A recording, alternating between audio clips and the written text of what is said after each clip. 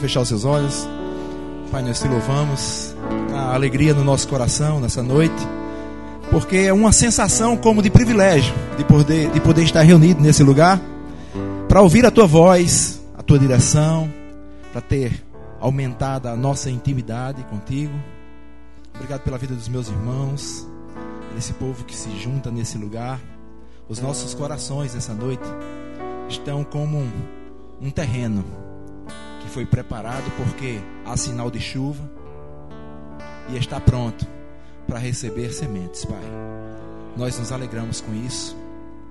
Faz aquilo que já está proposto no seu coração e nos alcança nessa noite, porque nós queremos sair desse lugar de forma diferente da qual chegamos, porque essa reunião não é vã. Existem propósitos. Nós nos disponibilizamos para que se cumpra na nossa vida o teu plano, o teu propósito, porque ele é sempre melhor do que os nossos. Te agradecemos por isso, Pai, com o nosso coração cheio de alegria, em nome de Jesus. Amém? Glória a Deus. Obrigado. Isso. Bom demais. Me sinto honrado nessa noite, claro, não poder servir como foi que aconteceu aqui, né? E isso já fica o primeiro ensinamento, que é: esteja pronto. Domingo retrasado eu fui visitar o pastor Amauri, que por 11 anos foi o nosso pastor lá na igreja em Jaguaribe, em João Pessoa. E eu cheguei e fiz uma surpresa para ele, né? Cheguei lá no culto da igreja que ele está pastoreando agora. Ele é supervisor em São Paulo, mas pela ausência de um pastor, ele está pastoreando a igreja de Guarulhos. E eu cheguei lá para fazer essa surpresa, para vê-lo na hora do culto. E ele me chamou lá em cima para me apresentar junto com a minha esposa para a igreja. Ele mandou a minha esposa falar e depois me deu o microfone e disse assim: se apresente e aproveite e ministre uma palavra para esse povo. Aí chega aqui e está pegando mais ou menos a mesma linha. Tem um mistério nesse negócio. Eu vou dizer mais ou menos o que é o mistério. Fique pronto, porque hoje fui eu, amanhã será você. Amém? Glória a Deus, glória a Deus. Pois bem, então, vamos compartilhar da palavra de Deus, amém? Eu sei que algumas pessoas aqui já me conhecem. Pode ser que você, durante a ministração, esteja rindo em um momento e chorando em outro. Mas fica tranquilo, o que importa é o que vai estar acontecendo dentro de você. Eu estava olhando, claro, a frase que rege o evento, né? Como ser dirigido pelo Espírito Santo. Um outro termo que é utilizado é ser guiado, mas aqui está falando dirigido. E na hora que eu li, eu lembrei. Lembrei de quê? Eu lembrei que quando a gente viaja à noite, eu sempre passo a direção do carro para minha esposa. Eu usava óculos, fiz uma cirurgia para não usar mais óculos, mas à noite eu tenho uma certa deficiência porque precisou trocar um cristalino. Essa é uma história muito longa. E as luzes, elas trazem assim um reflexo além do normal, porque eu não consigo mais dilatar a pupila como você. Tá vendo? Você é bem melhor que eu. E aí à noite eu passo a direção para ela. Por que eu passo? Porque eu confio. Outras pessoas dirigem também à noite, como por exemplo os meus filhos. Mas eu não consigo dormir quando eles estão dirigindo. Aí você diz assim: ele dirige ruim, eu não sei que categoria é aquela. Mas quando é a Adrina, a minha esposa, eu durmo. A gente volta de Campina para João Pessoa, ela vai dirigindo, não chega nem ali naquela primeira cidadezinha lá do Riachão e eu já estou dormindo. Tranquilo. Por quê? Porque eu confio. Ser dirigido pelo Espírito Santo só vai dar certo quando estivermos confiando nele. E a gente só confia em quem a gente conhece e tem intimidade. Amém? Certamente, se eu fosse perguntar a uma pessoa aqui que eu nunca vi, aí, sei lá, perguntasse como é seu nome, aí você ia dizer: fulano, você me conhece? Ele vai dizer: não. Eu digo: eu também não te conheço. Ou seja, já tem como a gente ter confiança um no outro? Ainda não. Não é assim? Simples. Para confiar, você tem que ter intimidade. Para entregar, para dirigir, você precisa confiar. Para confiar, você tem que ter intimidade. E isso me faz lembrar de um homem por nome Daniel, que confiava plenamente em Deus, mesmo sem ter o mesmo direito que eu tenho e você. Ou seja, ele vivia uma aliança inferior à nossa. Mas ele confiava ao ponto de não se dobrar a nada que fosse contrário àquilo que ele estava crendo. Então disseram, olha, não pode mais, o decreto do rei, ninguém pode mais orar a nenhum outro Deus. E agora estava Daniel fazendo como de costume. Quem confia faz como de costume. E sabe o que aconteceu? Foi condenado a ser jogado em uma cova que tinha leões ferozes. Vocês sabem disso. Parece que eu estou vendo aquele leão do dente grande, da juba grande. Se eu dizer uma coisa para você, juba de leão, para quem confia, é travesseiro. Amém? Eu imagino se Daniel fosse daqui da Paraíba. Porque ele tinha dito assim, pode jogar, doutor. Sem problema. Agora amanhã vem me buscar, viu, que eu vou estar aí tranquilo. Ousado. Peixeira aqui no canto no canto do cinturão. Cheio de confiança. Porque tinha um relacionamento. Do jeito que eu confio na minha esposa na direção, do jeito que Daniel confiava em Deus para ser lançado em uma cova e saber que logo, logo ia sair, do jeito que os amigos de Daniel, influenciados por ele, também tinham confiança para dizer se é para jogar na fornalha, joga, sem problema. Nós estamos precisando entrar em um nível novo de confiança em Deus. Para isso, nós precisamos conhecê-lo mais. Deixa eu dizer uma coisa para você, não tome isso como agressivo, mas o que você conhece ainda não é suficiente. O que eu conheço ainda não é suficiente. Tem mais para conhecer. A profundidade nas coisas em Deus não tem fim, não tem limite. Então ficar no mesmo canto vai gerar o mesmo resultado. Eu estou insatisfeito porque, rapaz, eu vejo as coisas acontecerem na vida de tanta gente e na minha parece que empancou. O que foi isso? O que foi isso é fazer a mesma coisa. Dá o mesmo resultado. Mas eu quero ter resultado diferente. Muito simples, faça coisa diferente. Mergulha mais fundo. Amém? Mas para isso você tem que desejar. Quantos desejam isso? Sabe, essa noite Deus está nos chamando para mais perto. A um lugar mais próximo. A um lugar mais seguro para estar. Eu entendo que o relacionamento e o conhecimento é a chave para todas as coisas.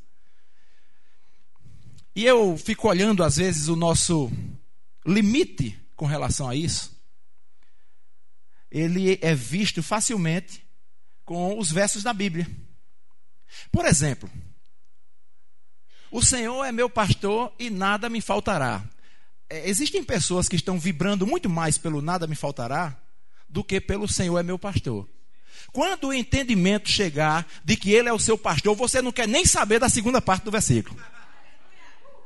Por que você não quer saber? Porque você já sabe que é certo, rapaz. Como é que eu vou querer me preocupar com uma coisa que já é certa? O Senhor é meu pastor. E o resto? Nem precisa. Já está tudo certo. O verso posso todas as coisas naquele que me fortalece, parece que a atenção maior é o posso todas as coisas. Mas a atenção maior para o maduro e aquele que tem intimidade com Deus é Ele que me fortalece. Amém? Quando a gente começar a mudar essa concepção, a gente vai ver coisa nova acontecendo. Sabe, eu me espantei quando essa viagem que eu fiz agora e nós estávamos aterrissando lá em São Paulo e como é de costume ficar observando as coisas que acontecem. Nós que somos pastores, a gente observa tudo. O jeito como você se mexe na igreja pode inspirar uma pregação. Se liga, você está sendo vigiado. E eu prestando atenção, quando a gente aterrissa a aeronave lá, ele falou em subindo, eu estou botando ela para descer. Quando aterrissa, aí alguém vai lá e diz, as frases já são pré-formuladas e eu não sei dizer, mas ele está dizendo o seguinte, enquanto a aeronave não parar totalmente, e esse sinalzinho que tem aí desse cinto ainda estiver aceso, não tire o cinto e não saia daí. O que é que o povo faz? Na hora que a aeronave faz no chão, você escuta os barulhos, todo mundo tirando o cinto. O que é isso? Desobediência. Porque aquela pessoa que está falando, lá no avião, ele é autoridade sobre a vida do povo. Aí o que acontece? Daqui a pouco o avião está mexendo, já tem um cara se levantando para abrir aquele negócio e tirar a bolsa dele. Para quê? Para tirar a vantagem. Mas sabe o que eu achei interessante? Eu vi que o cara da minha frente se levantou com a aeronave andando ainda. O cidadão lá reclamou, disse para sentar tal, e ele não quis nem saber. Tirou a bolsa dele. E eu fiquei lá sentado com a Adrina, a gente esperando o povo sair. Daqui a pouco eu olhei para trás para o corredor, estava vago. Eu digo, agora é a nossa hora. Me levantei com ela, pegamos a nossa bolsa e fomos lá para a esteira. Sabe quem estava do meu lado? o agoniado. Aí eu fiquei pensando, eu olhei para ele e disse, mas para que essa agonia todinha? Onde ele está? Esperando a mala junto comigo. Ganhou o quê? Nada, só o prazer da desobediência. Só o prazer de ser contrário a isso. Isso é uma coisa natural, né? Mas vamos para uma coisa mais espiritual. Nós estávamos agora na conferência de ministros, lá em Campina Grande. Eu acho interessante isso. Aí disseram assim, pessoal, deixa eu avisar uma coisa para vocês. Vocês chegam mais cedo, mas não guarde lugar para ninguém. Se tiver aqui alguém que guardou, já levou uma, viu? Guarda essa, pai. Não guarde lugar para ninguém. Eu cheguei numa fila, eu cheguei cedo, porque eu queria sentar mais na frente. Direito meu. Está lá na Constituição. Aí eu chego, rapaz, aí tinha lá uma mulher sentada, do lado dela a bolsa dela, aí tinha um chiclete, uma bíblia, uma caneta, e eu fiquei olhando um bocado de coisa. Eu digo, deve ser tudo dela, saindo daquela bolsa, só marcando as cadeiras. Tinham dito, não faça, e ela fez. E eu fiquei olhando. Sabe a conclusão que eu cheguei? Como pode dizer que ama a Deus e se relaciona com Deus que não vê, se não consegue obedecer? Apenas uma coisa tão simples que foi dita no púlpito. Não guarde cadeira. Mas isso é, sabe para quê? Para levar vantagem. Em quê? A pessoa que vai chegar atrasada, só porque ela quer perto dela, o lugar não está para quem chegou na hora certa. Vamos guardar para quem vai chegar atrasado. Ou seja, coisas erradas. Parece ser tão simples. Mas a sensação é de que eu estou fazendo alguma coisa e estou ganhando. Onde, na verdade, para Deus e o seu reino, você está perdendo. Por causa da desobediência. E isso vai nos afastar desse modelo de relacionamento para ouvir a voz e ser dirigido. Por quê? Quando se faz isso, é um sinal de que você está sendo dirigido por você mesmo. Deixa eu te dizer uma coisa. Se você continuar sendo dirigido por você mesmo, esse carro vai virar. Você está entendendo? Eu não estou declarando nada ruim para você, apenas dizendo que você é insuficiente, como eu também, para dirigir a nossa vida. Então é melhor ter intimidade com Deus e deixar ser guiado e dirigido pelo Espírito Santo. Ah, mas ele não tem mais falado comigo. Deixa eu te dizer uma coisa, ele tem falado. Talvez a gente não esteja ouvindo. Amém? A gente vibra na igreja quando alguém está ministrando, uma pessoa que foi convidada e chega lá com todo fervor, olha para você. Às vezes até se deseja isso, né? Eu vi agora na conferência de ministros e eu vou confessar isso para você. Está gravando, Marco? Depois tu corta essa parte. Deixa eu confessar isso para você. Tinha um ministro lá, um americano. Brad. Isso. Eu estava dizendo Fred Krueger. Por aí você tira, como estava distante, aprendeu o nome do rapaz. Mas na hora, ele pregava a palavra. Depois que ele pregava a palavra, e estava todo mundo adubado dentro daquilo que é certo, segundo os preceitos e princípios de Deus, ele começava a manifestar os dons. Que coisa maravilhosa. Mas alguma coisa vinha ao meu coração. Tem pessoas dizendo, aqui, não está me vendo aqui não. Ei, doutor, diz uma palavra aí para mim e tal. E aquilo me fez refletir em tantas coisas. Porque eu fiquei pensando, rapaz, será que a gente está fazendo a mesma coisa com Deus? Porque se eu fizesse isso com Deus, ele ia dizer, rapaz, você está andando com essa Bíblia o tempo todo. E o tempo todo eu estou querendo falar com você através dessa Bíblia. E parece que a expectativa está apenas que alguém venha de muito longe. Sabe, um dia eu fui para um culto lá na igreja do pastor Humberto. E quem estava ministrando era ele, Fred Krueger. Estava lá. E muita gente, a igreja é muito grande, né? Muita gente, eu lá no meu cantinho. E ele passava para lá, para cá, tá aquele fervor todo. Olha, eu não estou falando dele, viu? Tá bom? É nele, não dele. E ele passava e dava uma olhadinha assim para mim. E passava e digo, rapaz, esse cara está olhando demais para mim. Esse negócio vai dar errado. Aí ele ia, falava tal, aquele negócio todo. Daqui a pouco ele passava e olhava de novo. O que é que estava vendo? Aí ficou aquela sensação. Acho que vai acontecer alguma coisa aqui. Só deu tempo de pensar. Só deu tempo de pensar. E aí ele olhou para mim e fez você. Eu digo, pronto. Aí ele mandou que eu me levantasse. Eu digo, vai vir uma palavra. Eu digo, agora arrebentou mesmo. Se o negócio estava bom, fala Deus, fala Deus. Ele olhou para mim e fez, você parece muito com meu pai. Será possível? Cheio de expectativa, o homem vem dizer que eu pareço com o pai dele. Essa parte ainda não é a pior. A pior é que ele diz assim, no final do culto, eu quero lhe mostrar a foto dele. Vocês já viram isso em culto? Não, né? Isso é raro, né? Acabou o culto, eu digo, eu vou embora, tal. Daqui a pouco eu estava perto de sair. Aí chega um diácono, pastor, o pastor Humberto está te chamando lá na... Eu digo, pronto. Aí quando eu cheguei, estava o pastor Humberto e ele, Fred Grui. E ele disse assim, eu não tinha prometido a você que eu ia mostrar. Rapaz, eu achei aquilo o máximo, uma lição e um ensinamento. Ele tinha dito algo e ele sustentou o que ele disse. Foi a melhor parte das coisas. Por quê? Primeiro, eu não esperava que fosse isso. Você parece com meu pai. E segundo, quando ele me mostrou a foto, eu fiquei mais desgostoso ainda. Mas estava lá, uma expectativa, mas mesmo assim uma grande lição. Sabe qual foi a grande lição? Um homem de Deus, quando fala, ele cumpre. Não dá para perder de tudo não. Se você for esperto, tem alguma coisa para aproveitar. E nós estamos às vezes com essa expectativa no culto que alguém fala alguma coisa e alguém olha para você do nada e diz, Deus tem um tempo novo para você. Como a gente vibra, porque você fica, rapaz, até que fim Deus me viu, né? E agora o negócio vai. E outra, todo mundo já está sabendo. Ninguém me respeita agora, viu? Não é mais aquele tempo antigo, não. Agora é um tempo novo. Ei, psiu, sabe de uma coisa? Tem tempo novo de Deus, não. É o velho mesmo, é o mesmo. Agora, sabe o que seria vibrante? Se todos nós começássemos a declarar, Pai, eu tenho um tempo novo para dar a você. Vê como fica diferente. Aquilo que eu estava fazendo, eu quero dar uma coisa nova para você. Sabe, isso vai interferir na nossa vida em tudo. Para ofertar, para dizimar, para se relacionar com as pessoas. Começar a entender o reino de Deus. Isso é a coisa mais importante que pode acontecer na minha vida e na sua. As pessoas vibram tanto com a história do reino de Deus que até nem sabe que ele já chegou. Esse reino chegou com Adão. Depois, Adão perdeu esse reino. Sabe? Mas a Bíblia relata sobre um homem por nome João Batista e diz assim, naqueles dias apareceu João Batista pregando no deserto da Judéia e dizia, arrependei-vos, porque está próximo o reino dos céus. Deixa eu te dizer uma coisa, está próximo quer dizer que não aconteceu ainda. Eu vim ali em Lagoa de Roça e pensei, está próximo. Eu já tinha chegado em Esperança? Não, mas estava perto.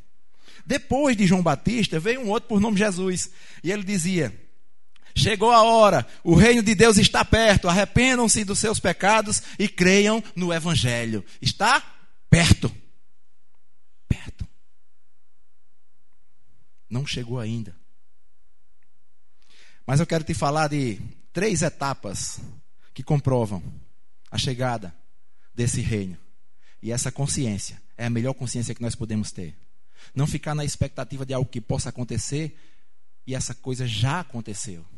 O reino de Deus é paz, alegria, justiça e já está implantado dentro de você. Primeiro momento da chegada do reino. Ao meio-dia começou a escurecer e toda a terra ficou 3 horas na escuridão. Às 3 horas da tarde, Jesus gritou bem alto, Eli, Eli, lema sabactani. Essas palavras querem dizer, meu Deus, por que me abandonastes? Algumas pessoas que estavam ali ouviram isso e disseram, ele está chamando Elias. Uma dessas pessoas correu, molhou uma esponja com vinho comum, pôs na ponta de um bastão e deu para Jesus beber. Mas outros disseram, espere, vamos ver se Elias vem salvá-lo. Aí Jesus deu outro grito forte e morreu. Primeira parte dos 3 atos da chegada do reino de Deus. Depois que ele morreu, diz que a cortina do templo se rasgou em 2 pedaços, de cima até embaixo. A terra tremeu e as rochas se partiram, os túmulos se abriram e muitas pessoas do povo de Deus que haviam morrido foram ressuscitadas. Segundo ato. Então um anjo disse para as mulheres, não tenham medo, sei que vocês estão procurando Jesus, que foi crucificado, mas ele não está aqui. Aleluia. Já foi ressuscitado, como tinha dito. Venham ver o lugar onde ele estava. Terceiro ato. Quando chegou o dia de Pentecostes, todos os seguidores de Jesus estavam reunidos no mesmo lugar. De repente veio do céu um barulho que parecia com um vento soprando muito forte. E esse barulho encheu toda a casa onde estavam sentados. Então todos viram umas coisas parecidas como chamas, que se espalhavam como línguas de fogo. E cada pessoa foi tocada com uma dessas línguas. Todos ficaram cheios do Espírito e começaram a falar em outras línguas, de acordo com o poder que o Espírito dava a cada pessoa. Acabou, concluído a chegada do reino de Deus. Quantos crentes tem nesse lugar? Quando a gente fala crente, são os salvos, que aceitaram Jesus Cristo como seu Senhor, como seu Salvador. Deixa eu ler mais um verso para você. Alguns fariseus perguntaram a Jesus quando ia chegar o reino de Deus. Ele respondeu: quando o reino de Deus chegar, não será uma coisa que se possa ver. Ninguém vai dizer, vejam, está aqui, ou vejam, está ali. Porque o reino de Deus está dentro de você. Aleluia! Chegou esse tempo, meu querido. Chegou esse tempo. Sabe, nós estávamos conversando esse tempo lá na igreja, com os ministros da igreja, e durante a conferência de ministros, 3 palavras vieram muito fortes ao meu coração, e eu estou firmado nessas palavras, e nós vamos pegar por um bom tempo essa veia nova. Nós vamos dar uma veia nova para Deus. E essas 3 palavras são vida, visão e manifestação. Diga comigo, vida, visão e manifestação. São passos, tipo uma escada para se chegar em algum lugar. Quando fala vida, fala a respeito da necessidade de um compromisso que nós precisamos ter com relação ao nosso caráter sendo transformado pelo poder de Deus. Ou seja, a lei da vantagem não vai se aplicar para a gente. Amém? Nós somos aqueles que vamos dar vantagem às pessoas. Amém? Eu lembro de um tempo que eu peguei um ônibus e fiquei sentado lá numa poltrona e eu vi que entrou uma senhora de idade e eu fechei os olhos para dar a impressão que estava dormindo, para não dar o lugar para ela. Esse era um tempo da infantilidade. Depois eu tive uma outra experiência. Estava num banco, convertido, e chegou uma senhora. E eu disse, minha senhora, sente aqui. E eu fiquei em pé. Vocês estão entendendo isso? É isso que Deus quer. Mudar as atitudes. Vida. Uma nova vida em Deus. No nosso trabalho, no nosso dia a dia. Quebrando essa história da lei da vantagem. O Brasil hoje, o nosso país, está passando por um problema seríssimo. Por quê? Por causa da lei da vantagem. E sabe, a lei da vantagem parece que virou uma cultura. Existia uma lei aplicada no tempo de Adão. Era a lei do reino de Deus, que foi quebrada por causa de uma cultura nova. Que começou quando os filhos se mataram, um matou o outro. E aí começou tudo a ficar diferente. Uma nova cultura. Porque é muito fácil para a gente, por exemplo, condenar as coisas que a gente vê na televisão. O político A, o político B, o político C. Ah, esse aí, tá vendo aí, por isso que tá assim e tal. Não levanta a mão não, mas eu sei que outras pessoas já puderam ter feito isso, como eu já fiz também. Mas eu paro para pensar, isso é uma cultura. A cultura da lei da vantagem. Será que nós não estamos aplicando também? Só que em uma escala menor? Vamos a um exemplo. Você não. Lá em Cabedelo, alguém está andando de carro e com um carro desemplacado, a polícia para fazer uma averiguação e vai olhar o documento e vê que o documento está fora da data, está sem emplacar. E aí é irregularidade. É uma lei. Está irregular. Vai ser o quê? Multado. E a multa? Vamos supor, R$300. Aí o esperto. Lei da vantagem. Doutor, com o guarda. 50, resolve. Aí o guarda, lei da vantagem. Resolve. Pega os 50, não tem mais multa. Tudo resolvido. O guarda melhorou a condição da feira. Parece tudo tão bonito. 2 pessoas que não vão poder falar nunca dos políticos. Porque estão fazendo a mesma coisa, só que no nível deles. Amém? O que é que se faz então, pastor? Porque eu sou crente, não vou fazer isso, mas meu carro está desemplacado. Eu vou te revelar uma coisa profunda. Emplaque seu carro.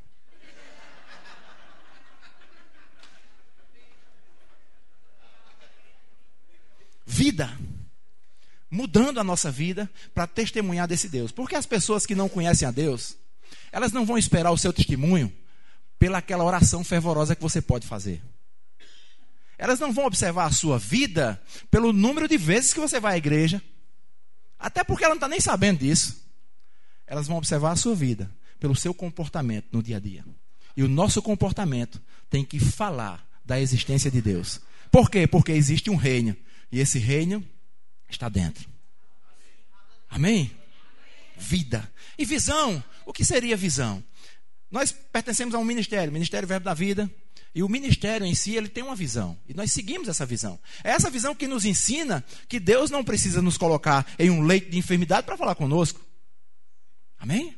Deus não coloca doença, não é isso? Nós somos da fé, ou seja, a gente acredita, confia, com segurança, declara nas nossas orações e acabou. Isso é uma visão bíblica do nosso ministério. Mas sabe de uma coisa? Você precisa entender qual a visão que Deus tem para o pastor da sua igreja. E na mesma proporção, preste atenção. E eu vou dizer uma coisa, ele não me deu dinheiro para eu dizer isso não, viu? Na mesma proporção que você se agarra com a visão bíblica, você tem que se agarrar com a visão que Deus coloca no coração do pastor da igreja. Você já viu um pitbull, quando ele se atraca com alguma coisa? Eu vi uma cena na internet de alguém querendo fazer ele soltar. Eu não me lembro se era um pau, alguma coisa assim. Mas batiam nele. Parecia que não estava batendo em nada. E quanto mais batia, parecia que ele ficava mais feroz para segurar, apertar. Seja essa pessoa que vai encarar essa visão dessa mesma forma. Pastor, o que é agora?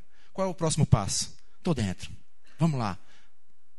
Ah, é que eu preciso fazer uma grande conferência e vou precisar eu estou esperando só essa oportunidade de pregar. Não. Vamos esperar a oportunidade de limpar a igreja. Amém. Os ministros lá na nossa igreja, eles começam a ser avaliados pelo desempenho na limpeza.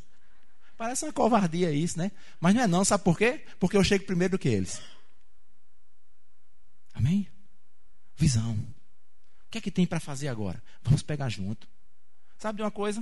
O casal pastoral dessa igreja não consegue fazer essa igreja andar sozinho. Consegue? Se conseguir, me diga como é. Porque eu não consigo lá não. Eu preciso de pessoas. E eu preciso de pessoas que peguem a visão. Depois que a gente começa a modificar a nossa vida, depois que a gente abraça a visão, seja ela a visão do ministério ou a visão da igreja, vai ser fácil ser dirigido pelo Espírito de Deus também. Esse é um caminho. E aí vem a terceira palavra, manifestação. E quando fala de manifestação, parece que rapidamente vem à nossa mente aquilo que aconteceu durante a conferência. Rapaz, aquilo é um homem de Deus, como é que pode? Você viu, rapaz? Você prestou atenção? Às vezes a gente nem presta muita atenção, porque a gente está fazendo outra coisa na hora, está ligado em outras coisas. Manifestação é um ato de Deus em você. Ah, mas eu queria que fosse de mim nas pessoas, porque aí o meu ibope sobe. Mas é um ato que começa em Deus e passa por você. Isso é manifestação, mas eu preciso desejar essa glória. Eu preciso desejar isso para a minha vida, amém? Glória a Deus.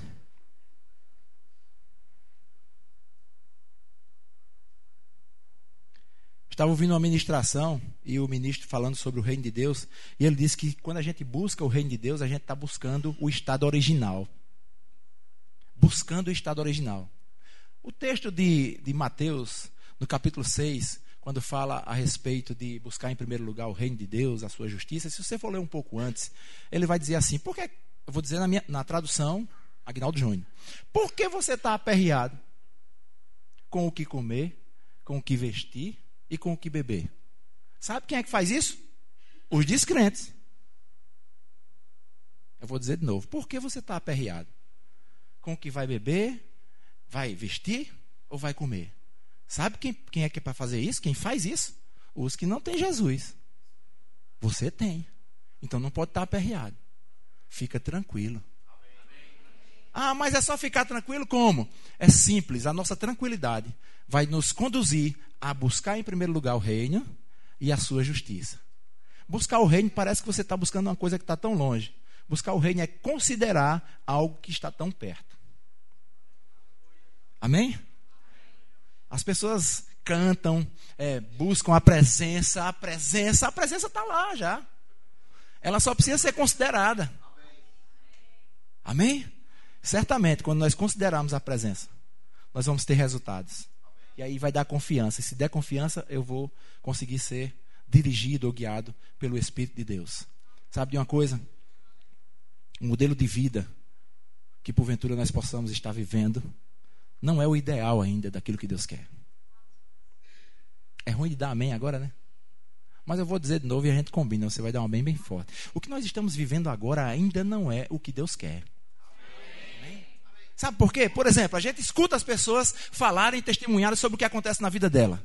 E você vê a vibração dela e das pessoas que estão ouvindo.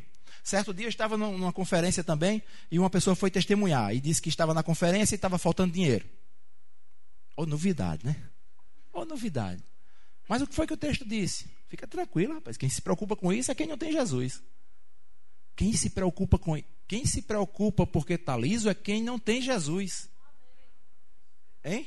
Eu vou botar uma placa lá na igreja. Quem se preocupa porque está liso é porque não tem Jesus. Baseado no texto de Mateus. Não. E essa pessoa vibrando, dizendo, eu estava liso, uma dificuldade muito grande, e eu estava lá no apartamento, no hotel, e alguém vai, bate na porta. E eu vou abrir a porta. Quando eu abro a porta não tem ninguém, mas quando eu olho para baixo tem um envelope. Oh, glória! O clima já vai ficando. Já sei em que vai acabar essa história. E quando eu abri o envelope, lá estava a quantia que eu precisava. Meu irmão, pegou fogo.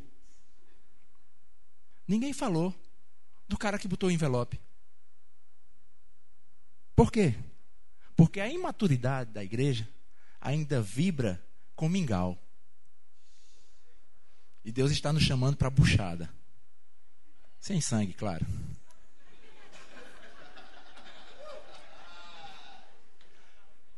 Queridos, a Bíblia diz que é melhor dar do que receber. Então a condição da vibração maior não era por quem recebeu aquilo, mas era de quem deu. Quem foi? Ninguém nem sabe. Olha, quando a gente está tão entrosado com Deus, ao ponto de fazer exatamente o que Ele quer, nem precisa que alguém saiba o que está acontecendo. Mas está acontecendo.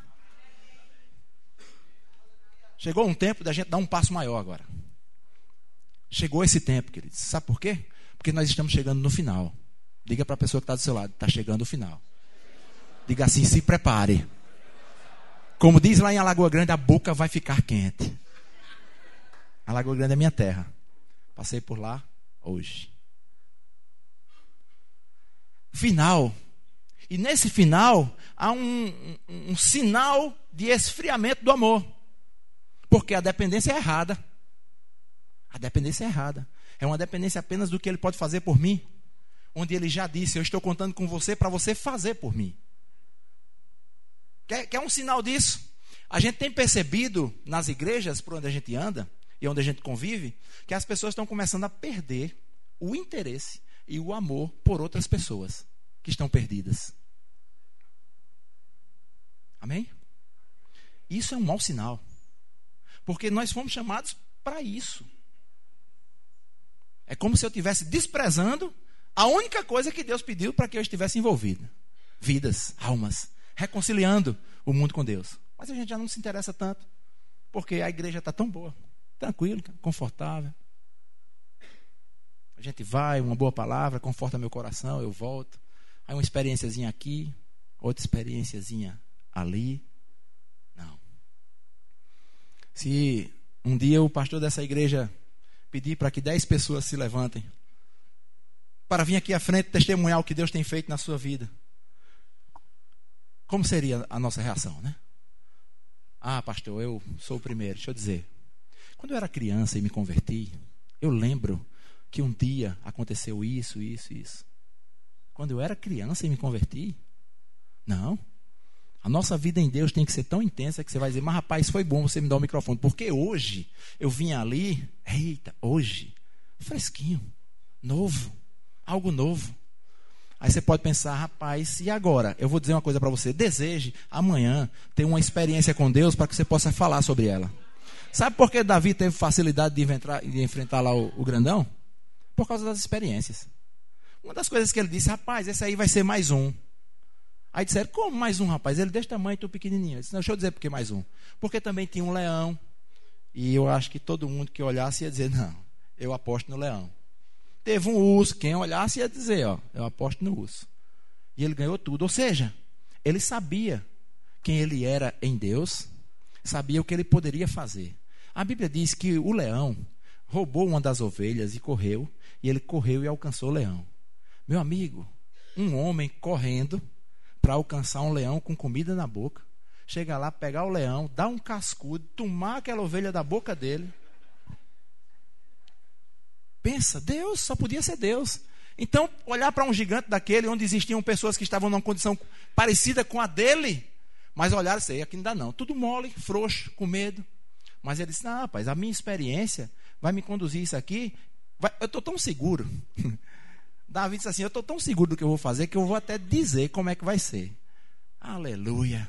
Queridos, nós temos que ter uma segurança em Deus ao ponto de até declarar como é que vai ser. Eu não sei o que é que você vai enfrentar amanhã, depois de amanhã, não sei. Você sabe daquilo que tem para ser resolvido, mas aí você já começa a dizer agora, eu vou dizer como é que vai ser isso aí. Começa a declarar, abre a tua boca, crê com o teu coração, com a tua boca confessa, vai ser exatamente aquilo que vai acontecer. E ele disse, olha, eu vou derrubar. Depois que eu derrubar, como eu não tenho uma boa espada, meu canivete não está amolado, eu vou precisar emprestado a espada dele, para com a espada dele eu subir sobre ele e arrancar a cabeça dele. Depois que eu arrancar a cabeça, o plano todo, vou jogar lá para as feras da floresta e tal, tudo programado. Sabe o que é que dizem quando a gente faz a nossa programação? Coitado. Não é assim?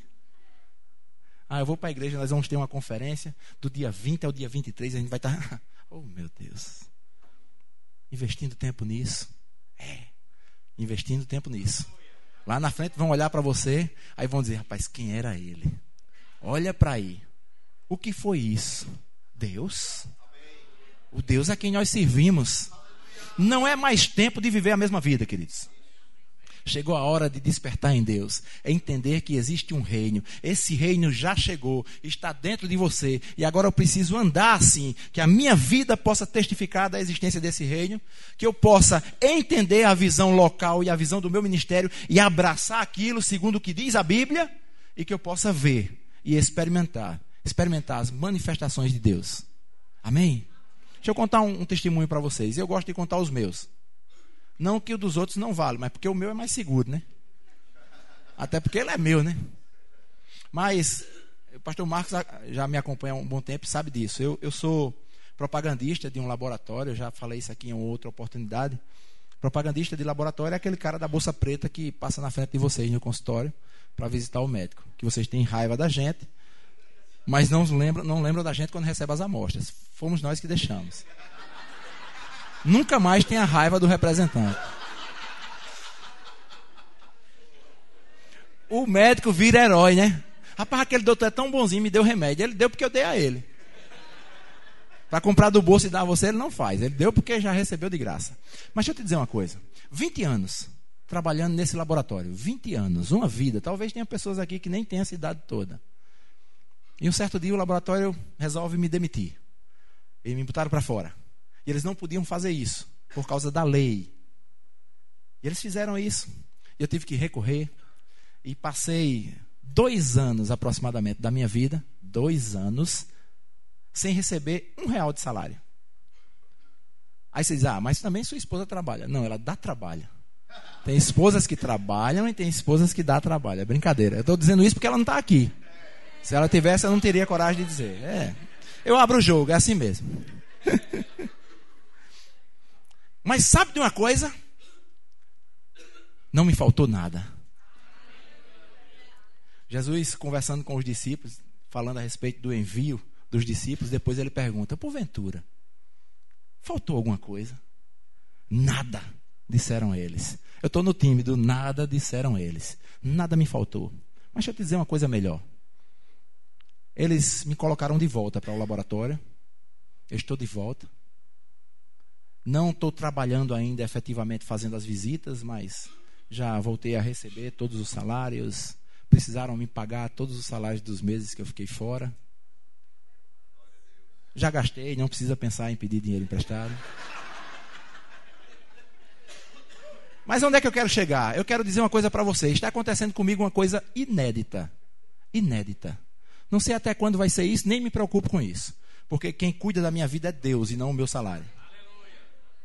Mas eu estou ganhando um salário da empresa e mais prêmios da empresa. Tenho o carro da empresa, plano de saúde para mim e para minha família. E não estou precisando trabalhar. Parece coisa assim, por que está dizendo isso, cara? Não fica parecendo que é um cara vagabundo. Não, não é vagabundagem. É apenas uma sensação nova que eu estou passando. Um momento novo e uma nova experiência. Pessoas estão desesperadas atrás de trabalho. E eu tenho um trabalho que não precisa trabalhar. Não sei como é que vai ser daqui para frente. Mas sabe o que é isso? Eu acredito que é um cuidado de Deus. É um cuidado de Deus.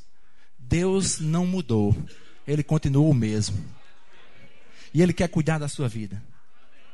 A impossibilidade de Deus, ela está diretamente proporcional ao seu conceito sobre as suas possibilidades. A impossibilidade de Deus é diretamente proporcional ao nosso conceito sobre aquilo que nós podemos fazer. Deixa isso aqui, eu mesmo faço. Eu vi uma ministração a respeito de pão, e essa ministração foi bem interessante, que falava, depois que Jesus fez a multiplicação dos pães, ele foi para um outro lugar, aí a população correu atrás dele, todo mundo atrás dele, e ele disse assim: sabe por que vocês estão atrás de mim? Rapaz, eu acho impressionante, eu acho que Jesus tinha uma laminha de Alagoa Grande. Ele disse: sabe por que vocês estão me procurando? Deixa eu te dizer, por causa do pão. Vocês querem o benefício, onde na verdade eu tenho uma outra coisa para vocês. Se Jesus disse isso naquela ocasião para aquelas pessoas, e a Bíblia diz que ele não muda, eu posso te dizer também que se no nosso coração for apenas uma corrida atrás dos benefícios, nós vamos receber a mesma resposta. Tem um outro pão, queridos, que não perece. É o pão da vida. Esse é o pão interessante. E eu não vou ficar desesperado atrás dos benefícios de Deus, até porque eu tenho que entender que eu sou instrumento de Deus para beneficiar outras pessoas. Amém? Nós não fomos chamados para ser pedintes, nem de Deus, nem dos homens. Eu vou dizer de novo que esse negócio foi bonito. Nós não fomos chamados para ser pedintes, nem de Deus, nem dos homens. Deus vê a mim e a você como uma solução para a humanidade. Você é a resposta para esse povo dessa cidade. Mas, rapaz, diante dessa desgraça, não diga nada disso. Não diga isso. Simplesmente pense, entenda isso. Eu sou a resposta de Deus para a vida desse povo. Acabou. É isso que Deus pensa sobre você. Se Deus, que é Deus, pensa assim sobre mim, o que eu devo pensar sobre mim? A mesma coisa. Eu sou a resposta de Deus para um povo que mora em Cabedelo. Amém? E o que é que vai acontecer com esse povo que mora em Cabedelo? Eles vão chegar em níveis que nem eles mesmos imaginavam que podiam chegar. Por quê? Por causa do poder da palavra. E quem vai fazer isso? Deus. Através de quem? Eis-me aqui. Deus precisa de instrumentos para que isso aconteça. Antes de subir, no intervalo, uma irmã aqui chegou para mim. Eu vou revelar, só não vou revelar quem é. Ela chegou para mim e fez: irmão, toca fogo aí. Toca fogo aí. Eu digo: vou fazer isso mesmo. Agora vamos combinar uma coisa? Ela disse: o quê? Eu entro com o fósforo e a senhora com a gasolina. Que tal tocarmos fogo agora? Como? Não sei. Você pode ficar de pé? O que você pensaria agora, depois do que você ouviu, se eu dissesse para você: ora em línguas? O que você pensaria se eu dissesse: seja mais intenso na oração em línguas agora? O que você pensaria se eu dissesse: Deus tem algo para fazer nessa noite, nesse lugar, na sua vida? O que você pensaria se eu dissesse para você: hoje é a noite que Deus marcou para te marcar? Oh, lá da abraço. Fecha teus olhos e levanta as tuas mãos aos céus. Intensifica a tua oração. Aleluia. Aleluia.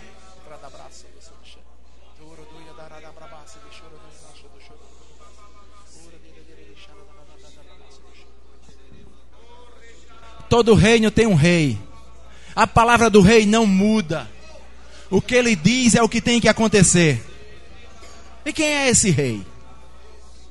Levantai, ó portas, as vossas cabeças. Levantai-vos, ó portas eternas, para que entre o Rei da Glória. Quem é o Rei da Glória? O Senhor forte e poderoso. O Senhor poderoso nas batalhas. Levantai, ó portas, as vossas cabeças. Levantai-vos, ó portais eternos, para que entre o Rei da Glória. Quem é esse Rei da Glória? O Senhor dos Exércitos. Ele é o Rei da Glória. Aleluia. E se esse reino está implantado dentro de você, é porque Ele confia que você vai reinar aqui na terra. Ele é Rei de Reis. Quem reina não se preocupa. A característica principal do rei é: o que ele fala, acontece. Reine em vida através de Cristo. Fala, acontece. Fala, acontece.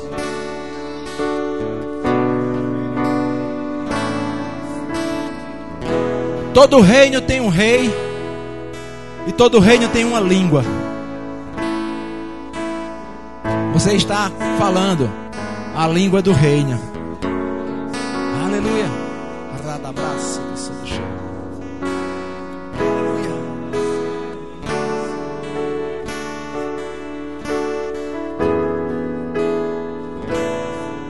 Todo reino tem uma constituição. A palavra de Deus é a constituição desse reino que nós estamos vivendo. Não infrinja. Ande em amor. Sabe de uma coisa? Abraça mais. Beija mais. Declara mais o teu amor para aquelas pessoas que precisam ouvir isso. Abraça o teu pai. Diz para ele o quanto ele é importante para você. Aproveita enquanto ainda é tempo. Sabe, eu não posso mais fazer isso. Meu pai já faleceu. Mas a minha mãe ainda está viva. E eu posso chegar para ela para dizer: minha mãe, você é importante para mim. Ame mais. Abrace mais. As suas mãos são as mãos de Deus aqui na terra. O seu abraço é o abraço de Deus. Você é o instrumento de Deus. Continua com os teus olhos fechados. Há uma inclinação no meu coração de que existem pessoas que estão nesse lugar essa noite e têm vivido uma guerra interna. Vou usar esse termo. Você sabe do que eu estou falando. Sabe de uma coisa? Deus reservou essa noite para trazer paz ao seu coração. Não é a paz do mundo, porque a paz do mundo é gerada por alguma coisa que pode parar. E ele diz: a minha paz eu vos dou. Eu não dou como o mundo dá. Essa paz, ela excede todo entendimento. O homem é insuficiente para tentar entender essa paz. O reino de Deus é paz, justiça e uma vida constante de alegria. Como é bom entender isso. Nada, nenhum problema, nada pode roubar a nossa alegria.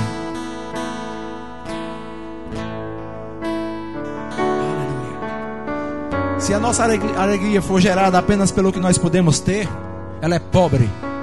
É uma pobre alegria.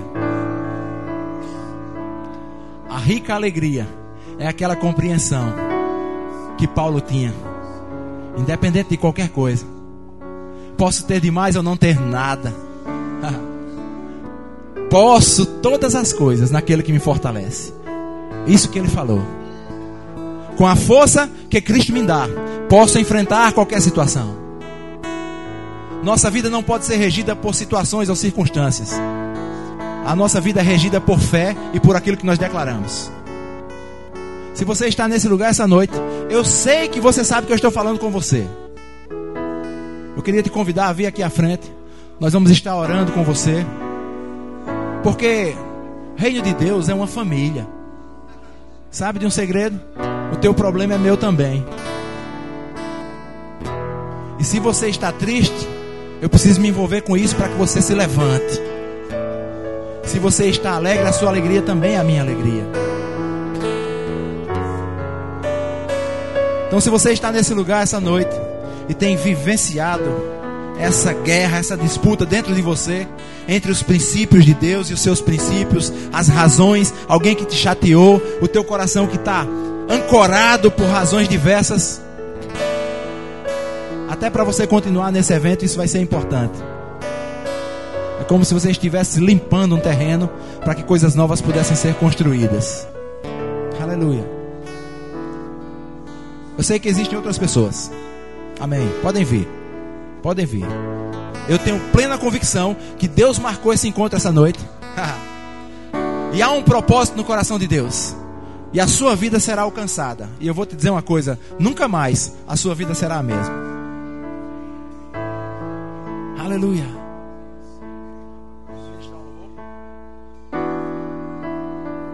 Aleluia.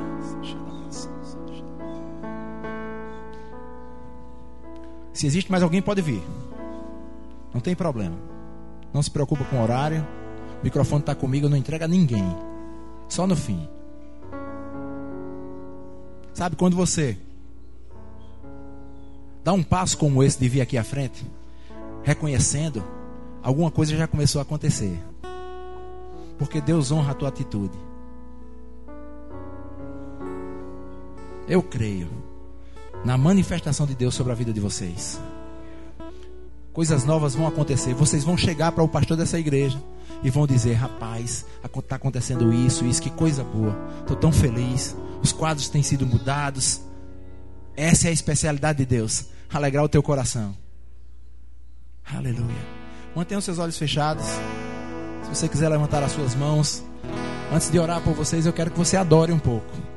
Na adoração, nós derramamos o nosso coração diante de Deus.